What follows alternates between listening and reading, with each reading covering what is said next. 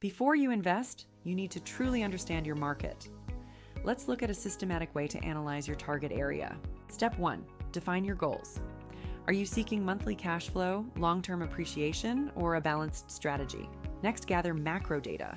Look for consistent population growth of at least 1% annually to ensure demand. Identify major employers and diversified industries. This helps reduce your risk if one sector slows down. Step 3 is analyzing fundamentals. Check local home prices, trends, and the absorption rate in your area. Analyze rent levels and vacancy rates. Aim for a vacancy rate under 3% to ensure strong tenant demand. Understand zoning. Review official community plans for future growth areas and upcoming bylaw changes. Now run your financial models.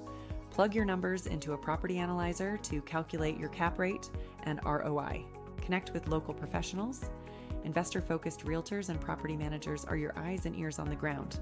Compare your chosen market to others and monitor listing to sales ratios every month to stay ahead of the cycle. Finally, never skip the physical inspection. It's essential for identifying repairs before you finalize any offer. Align your market choice with your strategy and use a structured checklist every time.